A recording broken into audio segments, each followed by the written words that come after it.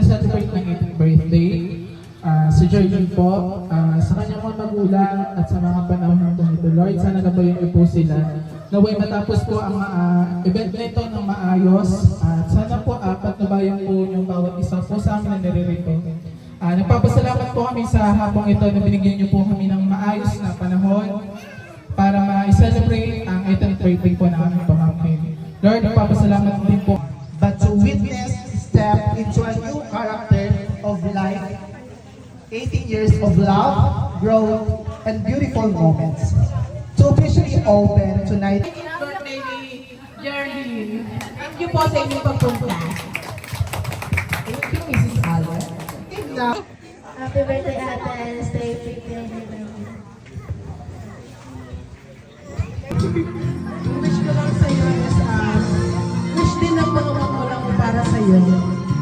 Ayan, sana matapat mo ang pangarap mo. Isa na ako na pinakamasaya doon. Happy 18th birthday. Mag-aral ka ng mabuti at magkaroon ka ng spito sa magulang mo. Ito yung unang-unang magkakaroon ka ng sarili mong pera. Ito yung unang-unang gagastusin mo kung paano mo gagastusin yung pera. Kumbaga, i-handle mo yung sarili mo kung paano mo siya gagastusin.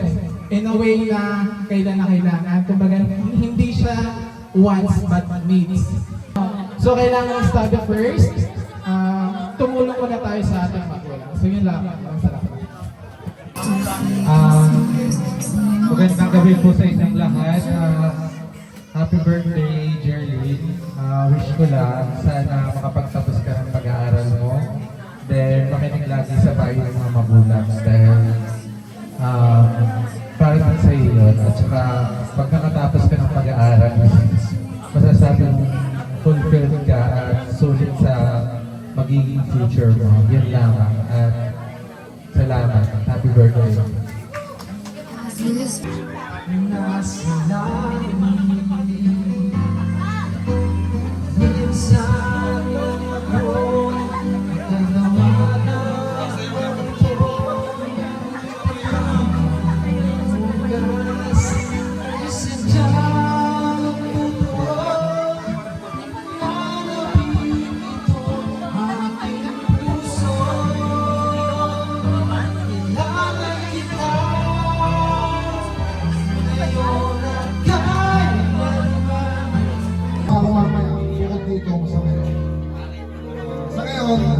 birthday.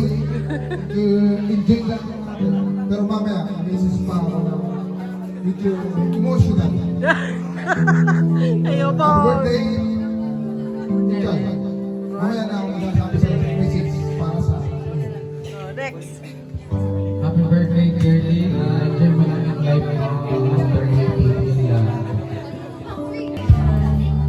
Hep, hep! And happy birthday, Make it wish. Sana kakautin ng babae. Secret. Secret.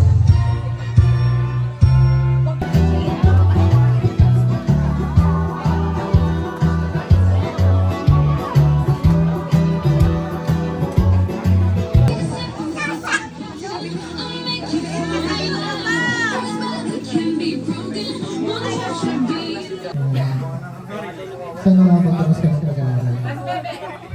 Sana magpapos ka na. Subong name?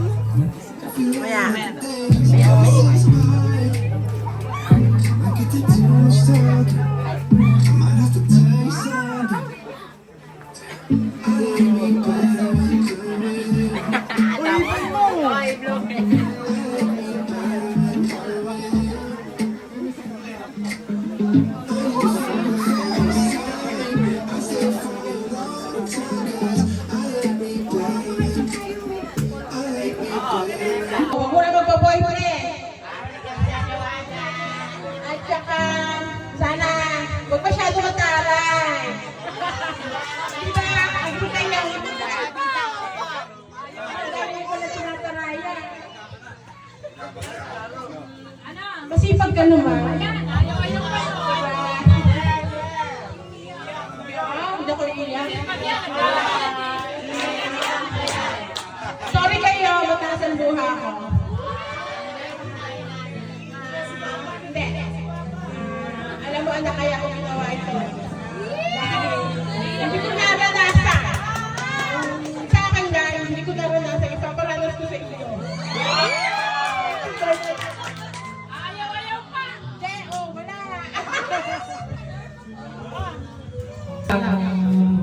Kung magbabaybay ka, hindi ako na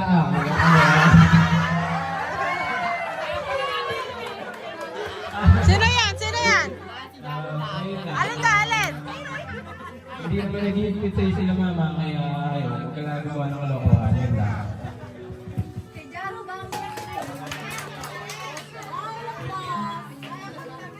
Dede. Chat-chat ko na lang na. Okay, salamat. Unang-una, nagpapasalamat po ako sa mahal na Panginoon at binigyan tayo ng magandang panahon. Yes, Kasi amen. ngayon ng umaga, medyo inalan. Tama. Awa ng Diyos naman, binigyan tayo ng magandang Amen. panahon. At sa mga kapatid ko, salamat sa pagpunta rito at sila tumulong. Sa inyo lahat, nawawala ko sinasabi ko Nak, happy birthday. Alam niyo ba yung anak ko, pahinanti ko to sa hindi nakakalam. Lahat ng biyahe ko, maging norte o south, kasama ko to. Nakarating ko na ng Tuwigaraw, Sorsogon, kasama ko to. Kaya bilang isang driver, ang hirap ko namin mag-asawa at kapatid, alam naman ako. Ba't ako naiiyak sa iyo? Oo, walang iyangan. Ang magpayo ko lang sa iyo na sana makapagtapos na pag-aaral. At yung mga tinatawag nilang mga syota, hindi ako doon nagbabawal. Bakit? Hindi ako nagbabawal. Sabi ni mama, huwag magsyota. Sa akin, wala sa akin problema yan. Gaya na sinasabi ko sa inyo, pag may problema, o minsan medyo wala ka sa tamang ulo, hindi ko ito pinangangaralan. Gaya ng halimbawa, pagsasabihan, hindi. Ang akin lang, malaki ka na alam mo tama at mali. Ano po? Basta dyan lang akin. Kaya na sinabi ko, magsusyuta ka, nasa sa iyo yan. Kasi kung pagsasabihan kita na huwag kang magsyuta at dumating na yan, wala ka lang magagawa. Diba? Pag pinigilan kita, baka ang tawag dito. Pag wala. Di ba mayroong mga Rebelde. nagtatampo, nagre-rebelde. Nasa sa'yo pa rin yan, decision mo yan. Yung magiging syuta mo, hindi naman magiging hindi ko kasama sa buhay yun eh. Ikaw pa rin ang sa sarili mo pa rin, ikaw mag-decision. Kami ng kuya mo, mama, ako, suporta kami sa iyo. Di ba? Ngayon na sasabi ko sa iyo, mag-aral lang mabuti dahil wala ka nang mapamamana sa iyo, kundi ang pag-aaral. Kahit saan ka pumunta, walang makakakuha yan kung manakaw. Ganda ng message. Walang makakakuha yan.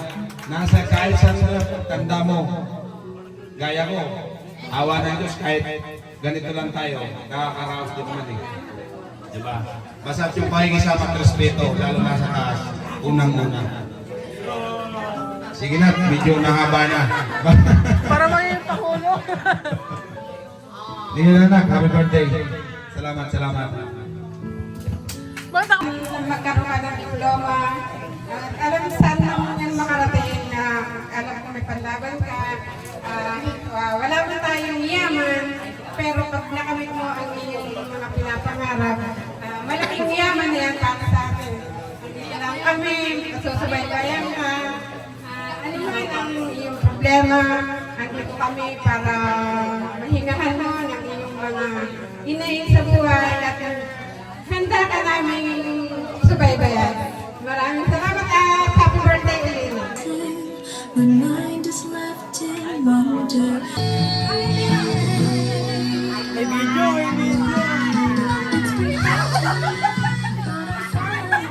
As I fix you in my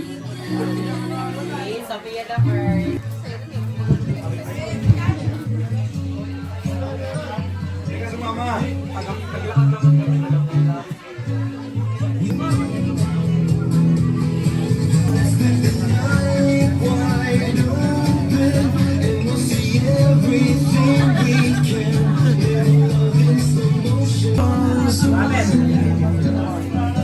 Baby, I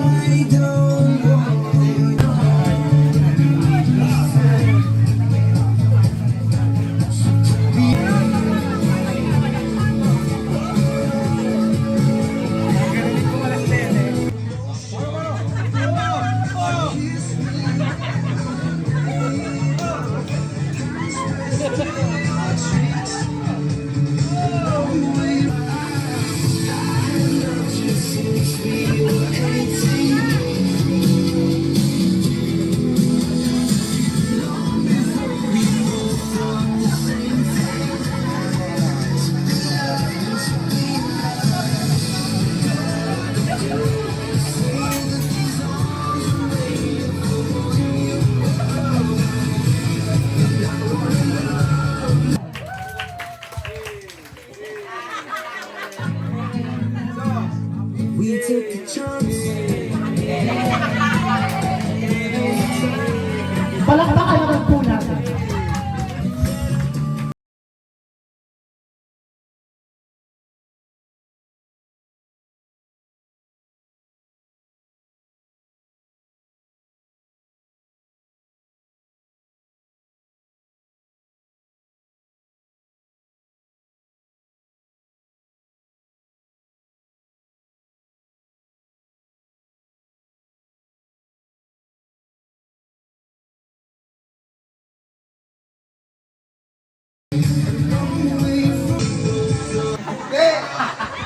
Ito kasi ang naisip, kasi medyo higpit tayo sa ating before celebrant. Di ba? Family future eh. Tol, kami nang ligaw sa iyong anak, halimbawa, laging sasabihin ng iyong anak, Papa, naliligaw po sa akin. Ano ang sabi? Walang problema. Dalhin mo rin itong pakilala mo sa akin. Galing din ako dyan eh. Nung una, makwento ko lang sa inyo ha. Nung una sampa ko rito, welcome naman ako kaso may kasamang itang. Una-una ko naging ulam dito, sinigang na bango sa bayabas. Alam ng tiya yan. Yun lang. Okay, ang sabi ng Papa. Yun naman yung mga message na akin din. Baka sabi mo, ang utak na kayo, itong Papa, shit. Hindi naman gano'n. Ipapalbo ko lang sa'yo, ining. Sa Batangas ay ining. Di ba? Sa Laguna, ano kaya ang tawag? Nene. Sa Batangas. Ining. Masa ka ini? Sa Bisaya. Sa Bisaya, paano? Nene. Hindi man sa ang Tito Anthony, masasabi ko, habang si Tito Anthony, ba't kaya? Parang hingin kita na ko eh. Hindi naman ganun. Ibig ko sabihin,